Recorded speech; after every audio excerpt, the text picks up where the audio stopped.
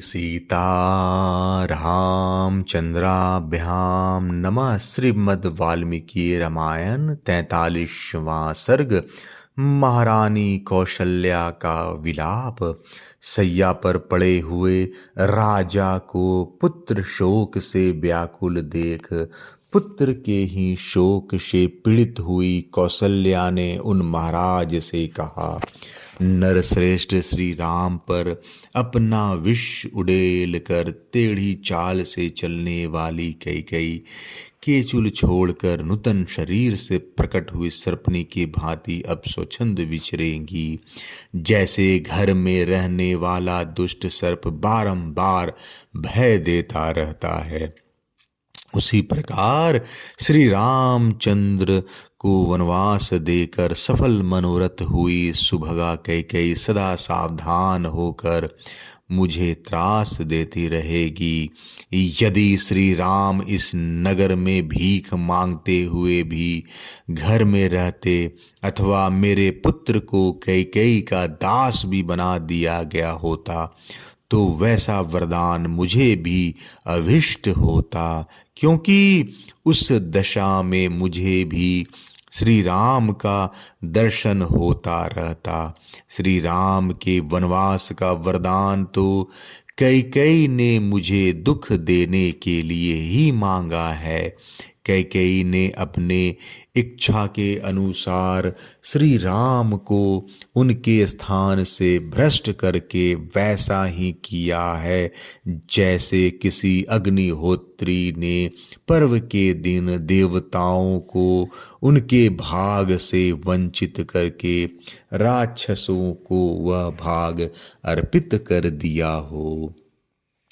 गजराज के समान मंद गति से चलने वाले वीर महाबाहु धनुर्धर श्री राम निश्चय ही अपनी पत्नी और लक्ष्मण के साथ वन में प्रवेश कर रहे होंगे। महाराज, जिन्होंने जीवन में कभी दुख नहीं देखे थे, उन श्री राम लक्ष्मण और सीता को आपने कैकेयी की बातों में आकर वन में भेज दिया। अब उन बेचारों की वनवास के कष्ट भोगने के सिवा और क्या अवस्था होगी। रत्न तुल्य उत्तम वस्तुओं से वंचित वे तीनों तरुण सुख रूप फल भोगने के समय घर से निकाल दिए गए। अब वे बेचारे फल मूल का भोजन करके कैसे रह सकेंगे। क्या अब फिर मेरे शोक को नष्ट करने वाला वह शुभ समय आएगा जब मैं सीता और लक्ष्मण के साथ वन में लौटे हुए श्री राम को देखूंगी। कब वह शुभ अवसर प्राप्त होगा जबकि वीर श्री राम और लक्ष्मण वन से लौट आए। यह सुनते ही यशस्वनी अयोध्यापुरी के सब लोग हर्ष से उल्लासित हो उठेंगे और घर घर फहराए गए ऊंचे ऊंचे ध्वज समूह पुरी की शोभा बढ़ाने लगेंगे। नरश्रेष्ठ श्री राम और लक्ष्मण को पुनः वन से आया हुआ देख यह अयोध्यापुरी की पूर्णिमा के उमड़ते हुए समुद्र की भांति कब हर्षोल्लास से परिपूर्ण होगी। जैसे सांड गाय को आगे करके चलता है, उसी प्रकार वीर महाबाहु श्री राम रथ पर सीता को आगे करके कब अयोध्यापुरी में प्रवेश करेंगे।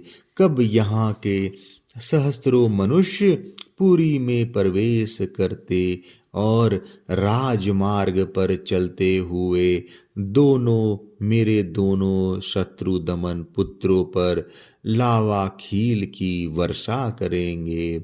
उत्तम आयुध एवं खड्ग लिए शिखर युक्त पर्वतों के समान प्रतीत होने वाले श्री राम और लक्ष्मण सुंदर कुंडलों से अलंकृत हो कब अयोध्यापुरी में प्रवेश करते हुए मेरे नेत्रों के समक्ष प्रकट होंगे।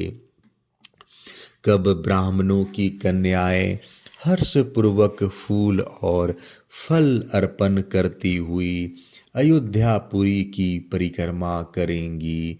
कब ज्ञान में बढ़े चढ़े और अवस्था में देवताओं के समान तेजस्वी धर्मात्मा श्री राम उत्तम वर्षा की भांति जन समुदाय का लालन करते हुए यहाँ पधारेंगे। वीर, इसमें संदेह नहीं कि पूर्व जन्म में मुझ नीच आचार विचार वाली नारी ने बछड़ों के दूध पीने के लिए उद्धत होते ही उनकी माताओं के स्तन काट दिए होंगे। पुरुष सिंह जैसे किसी सिंह ने छोटे से बछड़े वाली वत्सला गौ को बलपूर्वक बछड़े से हीन कर दिया हो, उसी प्रकार कैकेयी ने मुझे बलात् अपने बेटे से अलग कर दिया है। जो उत्तम गुणों से युक्त और संपूर्ण शास्त्रों में प्रवीण है, उन अपने पुत्र श्री राम के बिना मैं इकलौते बेटे वाली माँ जीवित नहीं रह सकती।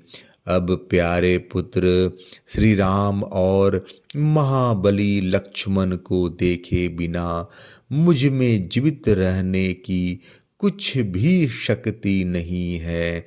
जैसे ग्रीष्म ऋतु में उत्कृष्ट प्रभाव वाले भगवान सूर्य अपने किरणों द्वारा इस पृथ्वी को अधिक ताप देते हैं, उसी प्रकार यह पुत्र शोक जनित महान अहितकारक अग्नि आज मुझे जलाए दे रही है।